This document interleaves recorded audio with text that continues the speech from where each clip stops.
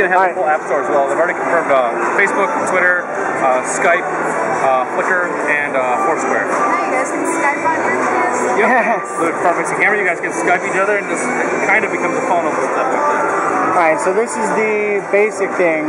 You said just touch. Whoop. Yeah, touch and hold. Okay. So the way you exit apps is you just peel down the page. Oh, alright. Okay. So it's like ripping the page off there. Touch and hold. There we go. And then once it goes to that, then you can rearrange based on where the dots are. So this is like an edit mode. Yep. And then you can move it wherever you want. And then this adds the pages. And there's a maximum of 10, you said. Which is, I believe that to be correct. If you look at the numbers. Plenty. 1, 2, 1, 2, 3, 4, 5, 6, 7, 8, 9, and 10. So there's a lot of stuff you can just store right on here.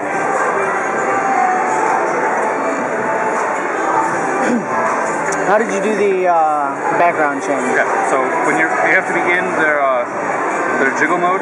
Okay.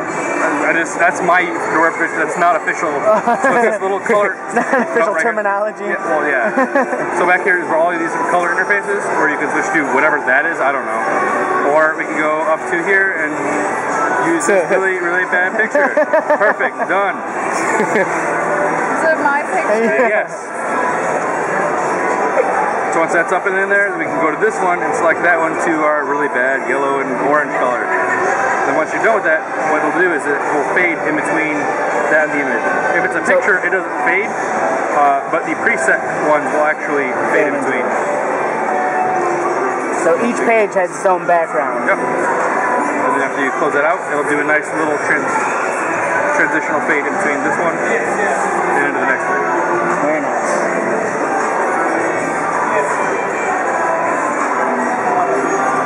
And then this is just whatever the last open app was. So what it'll show you up here on top is all the different apps you have. So this shows your home screen, obviously, showing you the camera app, showing you Wipeout, and showing you the settings page. Now, all you have to do to exit any of them is just peel down the page. Okay. Peel the page off the screen and you show that it quits up there. Ah, okay. So this is showing you at all times your current open apps, and if you hit the PlayStation button, it'll show you a list of all of them in a card system. So you can quickly go from one to PlayStation Store or wherever you're looking to head to. So if I open a whole bunch of them, even though they don't necessarily work at the moment, right, I can go back in here and it'll keep adding more cards. So I can keep going home, I can go to the welcome part, I can open that. Once that's open, I can go back to home. Then I can open up the web browser. Once I open up the web browser, I can go back to home again. Then I can open up, that's probably good at this point. So you can go back to the card system, it'll show you each individual one, and you can just swipe between so you get the one you're looking for, and then quickly launch to it. Right. So it's kind of like a shortcut as to, it's like a shortcut of swiping. Yes.